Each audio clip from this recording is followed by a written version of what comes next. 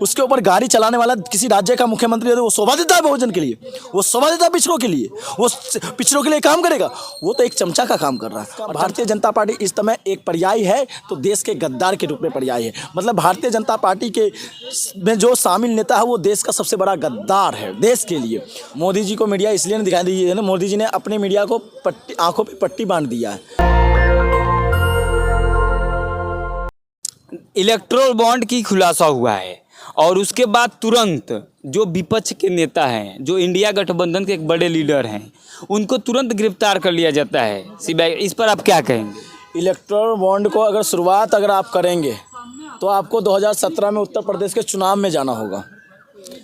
जिस तरह से उत्तर प्रदेश के चुनाव में मायावती बहुजन समाजवादी पार्टी की लहर बनी हुई थी, जब नोटबंदी करने के बावजूद भी उस संगठन को कमज़ोर नहीं कर पाए थे, तो इलेक्टोरल बॉन्ड के माध्यम से चंदा को माध्यम से उन्होंने बंद कर दिया था रास्ता, और जिसके माध्यम से उसी काले रास्ते के माध्यम से उत्तर प्रदेश की चुनाव भारतीय जनता पार्टी ने जीतने का काम किया था। तो शुरुआत वहाँ से होती है। और वही इलेक्टोरल बॉन्ड का खुलासा जब सुप्रीम कोर्ट न्यायालय चंद्रचूड़ साहब कहते हैं कि इसमें काली दाल नहीं पूरी दाल ही काली है, तो उसे निकल के आता है कि चंद्रचूड़ साहब की एक एजेंडे के तहत चंदा और धंधा की राजनीति था इलेक्टोरल बॉन्ड। इसलिए कहता हूँ, जिस कंपनी का टर्नओवर 25 करोड़ था वो कंपनी चंदा 500 करोड़ का कैसे दे देता है भाई, और उसके बदले हजारों करोड़ का प्रोजेक्ट कैसे मिल जाता है, ये सवाल बनता है। और जब सुप्रीम कोर्ट ने इलेक्टोरल बॉन्ड पे स्टे लगाया, जैसे ही व्यापारियों ने जो जनता की बात करने वाले पार्टी और संगठन को चंदा देने का काम किया, तो उसके बाद भारतीय जनता पार्टी के आके ने क्या किया, उनके अकाउंट को सीज करना शुरुआत कर दिया। उसके बाद क्या किया, जनता की आवाज़ बनने वाले, जनता की शक्ति बनने वाले नेता को गिरफ्तार करने का काम शुरुआत कर दी। इलेक्ट्रोल बॉन्ड तो संवैधानिक था, उसका बाकायदा कानून बनाया गया था, उसके बाद से उसको रखा गया था और उसके माध्यम से जो भी चाहे वो चंदा दे सकता था। धन विधेयक में लाया गया था ना जी। धन विधेयक का मतलब क्या होता है? किसी का हस्तक्षेप उसके बाद नहीं हुआ था ना? हुआ था? नहीं हुआ था। मन मर्जी से लाया गया था, आनन फानन में लाया गया था। फरवरी मार्च में चुनाव था उत्तर प्रदेश का, इसलिए लाया गया था कि चंदा दूसरी पार्टी को नहीं मिल जाए। और उसके बाद का नतीजा ये हुआ था, आपको पता होगा पत्रकार महोदय, 2017 से पहले और 2017 से पहले का इलेक्टोरल बॉन्ड से पहले का चुनावी और मीडिया को देखना, रिपोर्ट दोनों पक्षों का दिखाया जाता था, मतलब दिखाया जाता था ज़मीनी हकीकत को। उसके बाद सुनिए, उसके बाद का मीडिया एक रुख पे चली गई। एक रुख का मतलब समझते हैं? महिमा मंडली करना। एक रुख का मतलब समझते हैं? लोकतंत्र की हत्या करना। एक रुख का मतलब समझते हैं? संविधान का गला घोटना। एक रुख का मतलब अगर समझते होंगे तो देश के तमाम आवाज़ की आवाज़ दबाने का काम इसी अभिव्यक्ति के माध्यम से, इलेक्टोरल बॉन्ड के माध्यम से हुआ था। मैं कहता हूँ वो संवैधानिक एक संस्था है, लेकिन अब इलेक्ट्रोल बॉन्ड के माध्यम से जो पैसा आया है, जिस पे आरबीआई का मॉनिटरिंग होती है, उसी आरबीआई और एसबीआई को, जिसके पास 40 करोड़ से ज़्यादा बैंक अकाउंट है ना, जिसके पास लाखों में एटीएम्स हैं, जो करोड़ों में डेली का प्रिंट आउट करती है बैंक स्टेटमेंट का। आप ये बताइए, जब सुप्रीम कोर्ट ने उनसे डेटा मांगा तो उन्होंने समय क्यों मांगा था, और डेटा दिया भी तो यूनिक आईडी क्यों छुपा लिया भाई? अभी भी तो दूध का दूध पानी का पानी नहीं है। इस समय सर चुनाव, जो लोकसभा का चुनाव देश में बिगुल बज चुका है, उसमें आज कल ये जो कांग्रेस पार्टी का जो अकाउंट था उसको सीज कर दिया गया है। सिर्फ कांग्रेस पार्टी का बैंक अकाउंट सीज नहीं किया गया, शुरुआत होती है झारखंड से। झारखंड के मुख्यमंत्री को खरीदने की कोशिश किया गया। जब वो मुख्यमंत्री हेमंत बिश्व शर्मा और एकनाथ शिंदे की तरह बिका नहीं, तो उसको जेल में डालने का काम किया। अशोक चौहान को पकड़ेंगे नहीं, फिर अजीत पवार को नहीं पकड़ेंगे, उनके ऊपर भी तो मनी लॉन्ड्रिंग का आरोप है। जिस आदर्श घोटाला के नाम पर चुनाव लड़ने के लिए जाते हैं, क्या उनके पार्टी में शामिल हो जाता है वो आदर्श नेता हो जाता है? फिर हम बात येदियुरप्पा पे क्यों नहीं करेंगे? जिस कोयला घोटाला के नाम पर वो चुनाव लड़ने, खनन माफिया के नाम पर चुनाव लड़ने जाता है, क्या उसमें शामिल हो जाता है? क्या वो राष्ट्र नेता बन जाता है क्या? मैं बात आप सुनिए, आपने एक मनसे के तरीके पे एक आदिवासी को अपमान करने का काम किया। आपको सहन नहीं होती है कि आदिवासी कुर्सी पर कैसे बैठ जाए, आपको सहन नहीं होता है कि पिछड़ा बिहार के अंदर लालू प्रसाद यादव और तमाम पिछड़ा वहाँ मुख्यमंत्री उप मुख्यमंत्री मंत्रिमंडल में अपनी सहभागिता के साथ आपको सहन नहीं होता है। उत्तर प्रदेश के अंदर बहुजन और समाजवादी पार्टी का पिछड़ा का तानाशाह सरकार कैसे चल रही थी, आपको सहन नहीं होता है। इस सरकार के तमाम राज्यों में सरकार चलने के माध्यम से उनकी भागीदारी निश्चित होने लगी थी। अभी आप बात कर रहे हैं कि पिछड़ा को भारतीय जनता पार्टी कुर्सी पे नहीं बैठाती है, लेकिन आप देखिए बिहार में बीजेपी और जेडीयू का गठबंधन है, वहाँ पर ओबीसी का कैंडिडेट मुख्यमंत्री है। फिर अभी आप देख रहे हैं नायब सैनिक को यहाँ हरियाणा में मुख्यमंत्री बनाया गया। आप कह रहे हैं कि उनको भागीदारी नहीं मिलती नायब है। सैनिक कौन है? नायब सैनिक कौन है पता है आपको? कौन है? ओबीसी है। अरे ओबीसी है, मैं पूछता हूँ कौन है? वही है ना जिसने किसान के ऊपर गाड़ी चलाई थी हरियाणा के अंदर, है या नहीं? आप ये बताइए है या नहीं? किसान के अंदर जो गाड़ी चलाई, किसान के ऊपर गाड़ी चलाने वाला वो नेता है नहीं कि या नहीं? जो किसान समुदाय जिसको कहते हैं हम पिछड़ा, वो किसान समुदाय जो देश को सींचने का काम करता है, उसके ऊपर गाड़ी चलाने वाला किसी राज्य का मुख्यमंत्री है तो वो शोभा देता है बहुजन के लिए, वो शोभा देता है पिछड़ों के लिए, वो पिछड़ों के लिए काम करेगा। वो तो एक चमचा का काम कर रहा है। और चमचा किसका कर रहा है? महिमा किसका कर रहा है? सत्ता का महिमा कर रहा है। सत्ता का महिमा का मतलब क्या हुआ? वो संविधान की गला घोटने का काम कर रहा है, लोगों की आवाज़ दबाने का काम कर रहा है, उसको बनाने का काम करता है। जिस तरह अंग्रेजों के टाइम पे कुछ संगठन किया करता था, जो मुस्लिम लीग के साथ सरकार बनाई थी वो क्या करता था, वही उसी की सत्ता है ना आज, उसके खून में भरा हुआ है। इस समय सर देश का गद्दार करना, देश से गद्दारी करना। इस समय जो विपक्ष पार्टी इस तरह से कमज़ोर दिखाई दे रही है, क्योंकि विपक्ष का एक बहुत बड़ा नेता अरविंद केजरीवाल को कल गिरफ्तार कर लिया गया है, इस पर आप क्या कहेंगे? सुनिए, विपक्ष कमज़ोर नहीं दिख रहा है। विपक्ष के नेताओं को गिरफ्तार करके आप उनकी संगठन को कमज़ोर नहीं कर सकते। विपक्ष का मतलब है 140 करोड़ की आवाज़ जो आपको पसंद नहीं करती है। विपक्ष की आवाज़ वो महिला है जो अपने चरित्र और चित्रण पर सवाल उठाने वाली सरकार के खिलाफ खड़ी है, जो अपने सशक्त होने की बात करती है। विपक्ष के साथ वो खड़ा है जो नौजवान भागीदारी की बात करता है, निश्चितता की बात करता है, नौकरी की बात करता है और योग्यता की बात करता है और अपने भविष्य की बात करता है। वो विपक्ष के साथ खड़ा है। आज विपक्ष के साथ वो मणिपुर खड़ा है। आज विपक्ष के साथ उत्तर प्रदेश की वो तमाम महिलाएं खड़ी है जिनका शोषण हो रहा है, उनके नेताओं को संरक्षण देने का काम करी है, उसके खिलाफ आज खड़ा। आज आप बात कर रहे हैं ना, मैं कहना चाहता हूँ, आपको पता है क्या हो रहा है देश के अंदर? आज देश दो धाराओं में बट गई है, जो खतरनाक रूप ले लिया है देश को, और ऐसी खतरनाक रूप ले लिया है दीमक की तरह देश को खोखला कर दिया गया। तो कौन दो धाराओं में बटी है? दो धारा ऐसी, एक वो जो अमीर को अमीर बनाया जा रहा है, एक वो जो गरीब को गरीब बनाया जा रहा है। एक तरफ भारत का 67 लाख बच्चा जीरो फूड के अंदर आता है। जीरो फूड का मतलब समझते हैं? एक वक्त का रोटी भी नसीब नहीं होता है।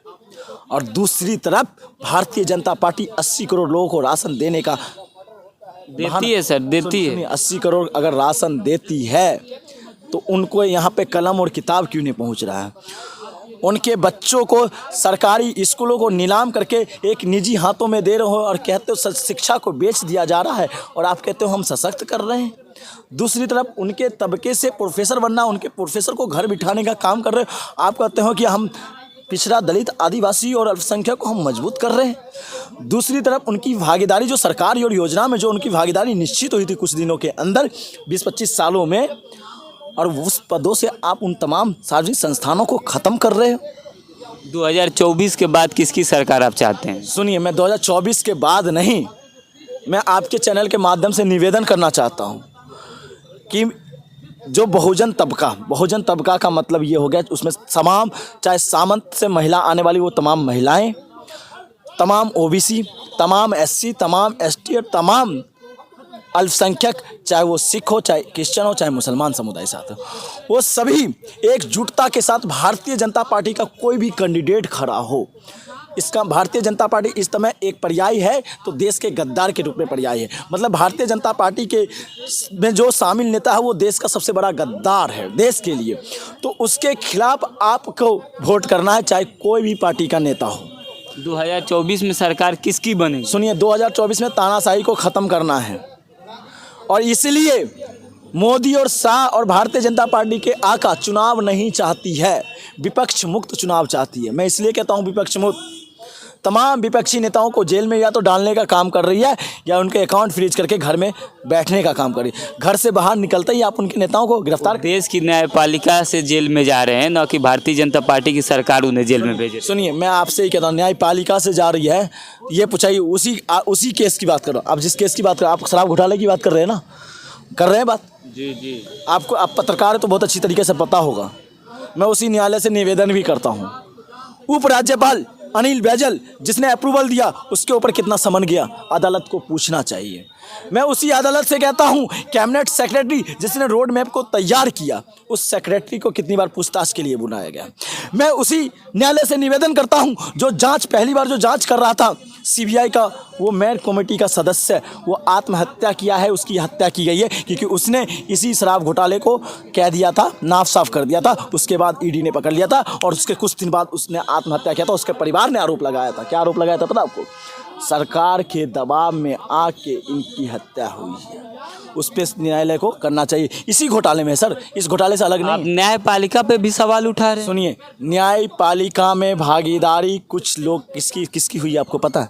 मैं पूछना चाहता हूँ, हाई कोर्ट का जज राज्यपाल बना दिया जाता हो, हाई कोर्ट का जज सांसद बना दिया जाता हो, हाई कोर्ट और सुप्रीम कोर्ट के बेंच में बैठने वाले, मैं फिर से कहना चाहता हूँ, चंदचूड़ 31 बेंचों के जज है सुप्रीम कोर्ट के अंदर।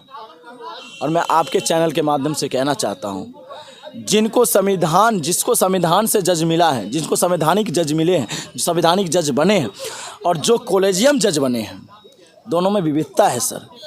कॉलेजियम जज कभी देश की संविधान की रक्षा कर ही नहीं सकता, और जिसने अपने मेहनत कलम और किताब के बल पर जो जज बना है वो चंचुड़ के रूप में आज भी दिखता है।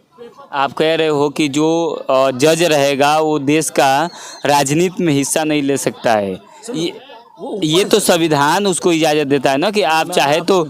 सुनिए, मैं आपसे पूछना चाहता हूँ, सुप्रीम कोर्ट का जज हो, चाहे जांच एजेंसी कमेटी का मेंबर्स हो, चाहे डायरेक्टर्स हो, ये निष्पक्ष होता है सरकार से। आप प्रेस रिलीज करके किसी पार्टी को धमकी दोगे? आप प्रेस रिलीज करके किसी पार्टी और एक नेता पे आप आरोप और प्रत्यारोप लगाओगे? किसने अधिकार दिया है भाई? मोदी जी कहते हैं कि हमें मीडिया दिखाई नहीं रही है। सुनिए, मोदी जी को मीडिया इसलिए नहीं दिखाई दी है ना, मोदी जी ने अपने मीडिया को आंखों पे पट्टी बांध दिया है। और वो मीडिया आंख पे पट्टी किसका बना हुआ है पता? मोदी जी का। तभी तो उस मीडिया के तमाम चैनलों पे अगर उस स्क्रीन पे चलने का काम करा रही है, चलाने का काम कर रही है, तो आज उन मीडिया को मोदी जी के अंदर विष्णु का अवतार दिख गया 70 साल बाद। अगर वो विष्णु के अवतार है तो बचपन में से ही तो देश हमारा उन्नति करता है। आज तो देश पे कोई अनहोनी नहीं होता। चाइना तो हमारा कब्जा नहीं करता, लद्दाख के ऊपर कब्जा कर ले, आंदोलन कर रहे हैं सोनम वांगचुक, पता है वो आपको? पूरे देश में, पूरे विश्व में मोदी जी का डंका बजता है। आप कह रहे हैं कि चाइना लद्दाख में कब्जा कर लिया। मैं पूछना चाहता हूँ, देश का डंका बजता है ना, किसके आधार पे बजता है? पासपोर्ट की स्थिति क्या है बताइए आप मुझे, बताइए। पिछली सरकार की तुलना में आप बताइए, पिछली सरकार की तुलना में पासपोर्ट की स्थिति क्या है? उसी से देश का जो मजबूती है ना, विदेश नीति है ना, आंका जाता है। आप बताइए पासपोर्ट की स्थिति पहली सरकार के कंपेयर में क्या है? अभी जो यूक्रेन और रूस से झगड़ा हुआ था, जो युद्ध चल रहा था, उसको मोदी जी ने रुकवाया। भारत के जितने भी वहाँ पे रुकवा दिया है, रुकवा दिया। मैं पूछ रुकवाया था उसमें उस समय जो से मिले हो, मेरा साथी है। अगर आपको इतनी हिम्मत है, मैं उसी साथी से मिलवाने का काम करूँगा। मेरा साथी यूक्रेन में पढ़ता था, उसको 1000 से 1500 किलोमीटर तक भटकना पड़ा। उसके बाद सुनिए, उसको पोलैंड जाना पड़ा। पोलैंड का मतलब समझते हैं? उसने अपनी जान पर खेल कर उसने बॉर्डर को पार किया, और बॉर्डर पार करने के बावजूद भी वहाँ की सरकार उसे डरा रही थी। अंत में जाके उसने पैसे के बल पर उसको लाया गया था। उसके बदले कितने पैसे लिए गए वो खोलूंगा नहीं। आप मोदी जी से इतना नफरत क्यों करते? सुनिए, मोदी जी से नफरत नहीं है, जो देश की संविधान का खात्मा करेगा उसके खिलाफ बोलता हूँ मैं, चाहे वो मोदी हो चाहे शाह हो। मेरी नफरत है जो देश की जनता की आवाज़ नहीं बनेगा उसके खिलाफ हूँ मैं मोदी जी से नफरत नहीं है। मोदी जी, अच्छा रेलवे सेलवे घेल वेल ये सारे बेच दिया, जहाँ पे बहुजन तबका निश्चित अपनी भागीदारी को निश्चित करते। प्राइवेट इसलिए कर रहे हैं कि वहाँ पर सर्विस अच्छा मिलेगा लोगों को। मैं अपना, बहुत अच्छी बात है प्राइवेट कर रहा हूँ। मैं पूछना चाहता हूँ आपसे ही, कितने इंजीनियर पिछड़ा दलित आदिवासी का है? कितने मैनेजर पिछड़ा दलित आदिवासी का है? कितने कंपनी के मालिक पिछड़ा दलित आदिवासी है? मैं पूछना चाहता हूँ, अपर मैनेजमेंट में कितना पिछड़ा दलित आदिवासी है? बस मजदूर बनाने के लिए यूज कर रहे हो कि इनका शोषण किया जाए फिर दोबारा से? बस इसलिए कर रहे हो कि उनको लेबर बनाया जाए? इसलिए यूज़ करोगे, उनको झाड़ू पोछा का ही काम करने देंगे। इसलिए स्कूल और कॉलेज बेच रहे हो, कलम और किताब न पढ़े, बाद में उनको योग्यता पे आंकेंगे कि तुम्हारे अंदर योग्यता ही नहीं है तो तुम इंजीनियर कैसे बनोगे। वो तो बड़ व्यवस्था पर निर्भर करता है। अब जो दलित है वो क्या करेगा, जो ओबीसी है वो क्या करेगा। सर हमें वन व्यवस्था से नहीं चलना है, हमें कर्म व्यवस्था से चलना है, हमें आधुनिकता से चलना है। संविधान ने हमें ताकत दी है, अभिव्यक्ति की ताकत दी है, कलम और किताब की ताकत दी है, हमें कॉलेज की ताकत दी है, हमें स्किल की ताकत दी है, हमें सशक्त होने का ताकत दिया, हमें बराबरी से जीने का ताकत दिया, हमें समानता का ताकत दिया, भाईचारे का ताकत दिया। हम उससे जीने का चलेंगे। वन व्यवस्था वो कुरीतियाँ नहीं फिर से लाएंगे जिस कुरीतियों में ऊंच नीच और भेदभाव होता, उसके तो खिलाफ है हम। जहाँ सती प्रथा हो, जहाँ महिलाओं को शोषण किया जाता था, हम तो उसके खिलाफ है। जहाँ महिलाएं 4 दीवारी के अंदर रखी जाती थी, हम तो उसके खिलाफ है। जो महिलाओं को एक तरफ कहते हैं आरक्षण देने का काम करता है, दूसरी तरफ वन व्यवस्था के आधार पर महिलाओं को घर में घुसने का काम करते हैं। जिस वन व्यवस्था के अंदर महिलाओं को शिक्षा का अधिकार नहीं है, हम तो उसके खिलाफ है। तो आप मोदी से पूरा खिलाफ हैं कि मोदी जी जो SC ST OBC की भागीदारी है उसमें वो हिस्सा नहीं दे रहे हैं, लेकिन फिर भी देश में एक तरफ ऐसा है जो मनुवाद जो इस देश को बहुत ज़्यादा स्तर पर बढ़ा रहा है। क्या जो अयोध्या में राम मंदिर बना आप उसे संतुष्ट नहीं हैं? सुनिए, आप राम मंदिर को एक अलग जगह रखिए, लेकिन राम मंदिर की आड़ में जो वहाँ पे पिछड़ा दलित आदिवासी के घर को तोड़ा गया वो मुद्दा बनता है। मुद्दा इसलिए बनता है कि राम मंदिर के आड़ में ऐसा क्या संयोग था भारतीय जनता पार्टी का जो वहाँ के धर्मशाला किसी विशेष जाति को दिया गया। ऐसा क्या था राम मंदिर की आड़ में वहाँ के दुकानें, वहाँ के शोरूम, वहाँ के गेस्ट हाउस किसी एक विशेष जाति को मिला। ये ऐसा क्या संयोग था भारतीय जनता पार्टी ने पिछड़ा दलित आदिवासी के ज़मीनों को हड़पने का काम किया वहाँ पे, चाहे किसी के माध्यम से हो। और आज वही अयोध्या आज से 10 साल पहले या 5 साल पहले जाते उसी अयोध्या में अगर भागीदारी उसी ज़मीन पे भागीदारी अगर किसी का था तो उस 90% लोगों का था। और आज उसी ज़मीन पे जाके देखिएगा तो नाम बदले हुए मिलेंगे और नाम किसी विशेष जाति के लोग हैं। ऐसा कैसा संयोग बन गया, हम तो इसी के तो खिलाफ है। नेशनल दस्तक की आपसे गुजारिश है कि अगर इसको बचाना चाहते हैं तो नेशनल दस्तक को सब्सक्राइब करने के लिए रेड कलर के सब्सक्राइब बटन को दबाएं, फिर बेल आइकन की घंटी दबाएं। नेशनल दस्तक को बचाने के लिए बहुत जरूरी है कि हर खबर को शेयर करें, लाइक करें, कमेंट जरूर करें।